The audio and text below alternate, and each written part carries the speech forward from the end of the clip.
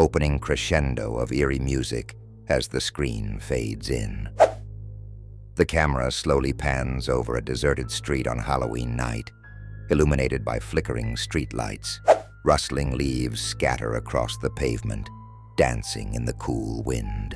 A figure of a young woman, nervous yet determined, peeks through a gap in the curtains of her dimly lit house. Voiceover.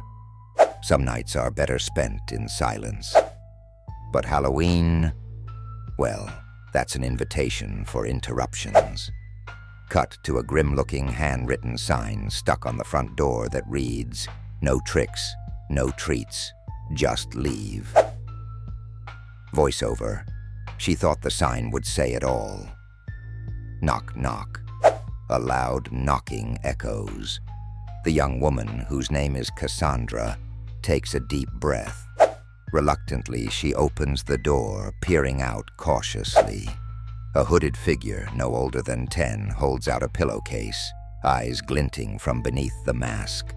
Cassandra, hesitant tone. "Who are you supposed to be?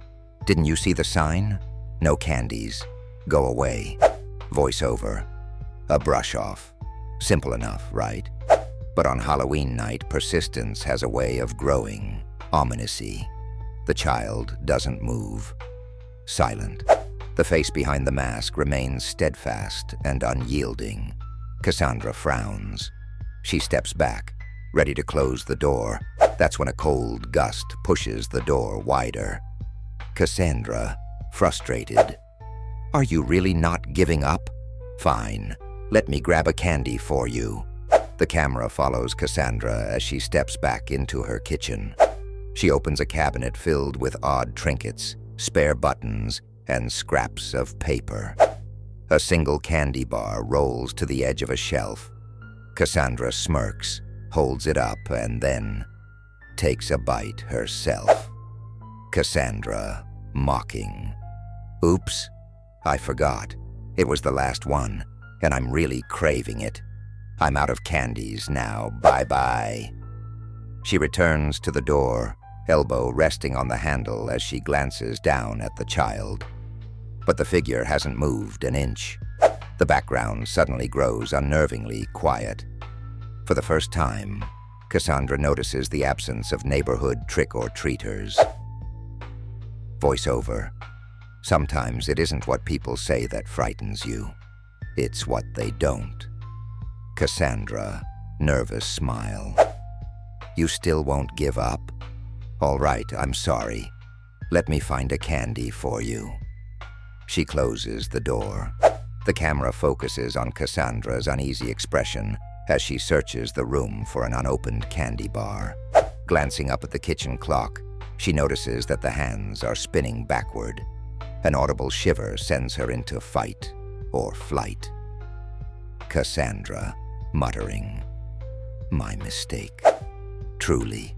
She clutches an ornamental candy jar from the table, filled with old sweets she was saving as decoration. Earnest now, Cassandra opens the door wider and kneels slightly, meeting the child's eye level. Cassandra, calmer. "Wait, I'll get you a real candy this time. Here you go." She extends the jar. A brief second of silence hangs in the air as the masked figure finally accepts a single candy.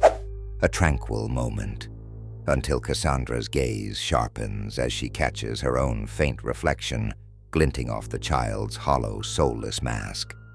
But wait, that reflection isn't hers. Voiceover. Horror grows slowly, and then it strikes like a bolt from the sky. The camera zooms into Cassandra's panicked expression while eerie whispers crescendo around her. Cassandra, voice trembling. "Enjoy, and happy Halloween. I'm really sorry about before. Seriously. Sorry, okay. Enjoy."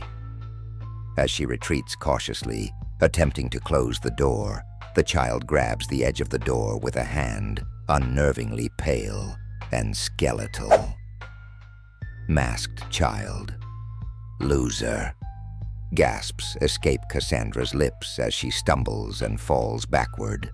only to look up and find herself back at the table.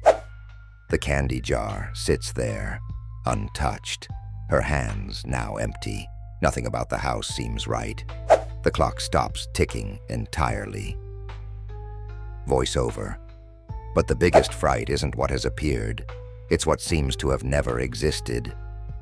Rapid flashbacks showcase the masked figure appearing in various fleeting moments unnoticed throughout Cassandra's day.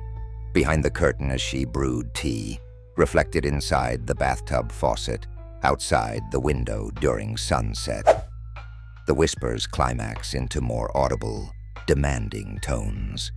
Cassandra grips her chair as though afraid gravity itself might vanish. Cassandra, terrified whisper, "Trick or treat." The scene cuts to black abruptly, ending with the echo of a child's faint, maniacal laughter. Screen fades back in briefly to show Cassandra's porch, just as a cold wind blows the "no tricks, no treats, just leave" sign into the darkness. Voiceover.